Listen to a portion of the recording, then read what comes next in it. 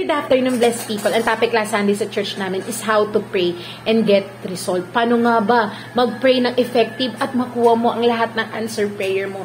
Naniniwala ako na lahat ng prayer ay pinapakinggan ng Lord, lalo't lalo pa kung ikaw ay naka-abide na sa Kanya.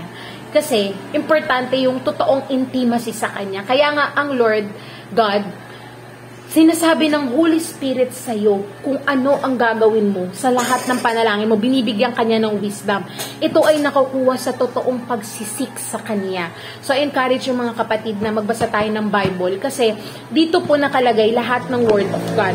Ito po ay gagamitin nating panglaban kay Satan. The sword of Spirit is the word of God. Si Satan ay pumunta dito para to steal, kill, and destroy. But Jesus came here to have an abundant life.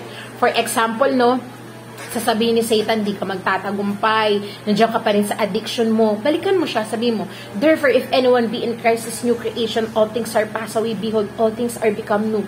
For example, wala kang money, humihi ka lang sa Lord. God will provide according to your riches and your glory in Christ Jesus. Pag sinabi ni Satan sa'yo na hindi mo kaya, sabihin mo sa kanya, I can do all things through Christ who strengthened me. Actually, ang problema talaga natin is kung paano disiplinahin ang sarili natin, especially sa mind. Dahil dito talaga ang battle of the mind. Dito tayo pinapasok ni Satan. So, importante na sa Joshua 1:8, this book of the law shall not depart from your mouth, but you shall meditate it day and night, that you may observe to do according to all that is written in it. For then you will make your prosperous and then you will have good success. Magtatagumpay ka kung word of God lang ang ifo-focus mo at si Jesus lang ang laging nasa isip mo. Alam mo kung bakit wala ka lang light sa sitwasyon mo ngayon na nawawalan ka ng pag-asa? Kasi wala kang word eh. Pero alam mo, ang taong may word of God, nandito yung joy sa puso niya na may hope siya na ang Diyos ko ay kikilos. And naniniwala ako na kailangan mo lang talagang mapagod sa buhay para makinig ka sa Diyos at para pakinggan siya. Kasi tayong mga tao, innate sa atin yung kinakaya natin lahat. Pero may Diyos naman, kailangan kay Lord tayo magpabigat kasi anak niya tayo. Kumbaga parang nasa kingship kasi tayo. If we surrender our life to Jesus, siya na bahala sa lahat. At yun ang pangako niya. At panghawakan mo yun hanggang dulo. And then, dito sa fall of man, sa Genesis 3 verse 8, kung bakit nagsimula ang lahat, kung bakit kailangan makinig ka sa Panginoong Jesucristo. Then the man and his wife heard the sound of the Lord God as he was walking in the garden in the cool of the day. And they hid from the Lord God among the trees of the garden. But the Lord God called to the man, "Where are you?"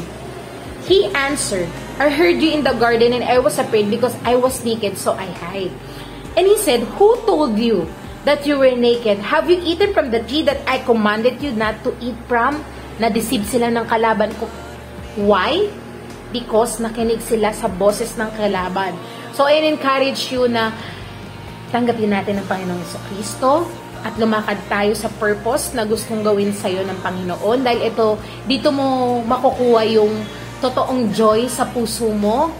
And then, magbasa ng Bible para magamit mo to sa pananalangin mo at makakuha ka ng answer prayer mo. Yun lang ang paraan. Kaya dito sa Psalm 2:8, napakaganda nito. "Ask of me, and I will give you the nation for your inheritance, and the ends of the earth for your possession." Ibig sabihin, kailangan lang natin mag-ask.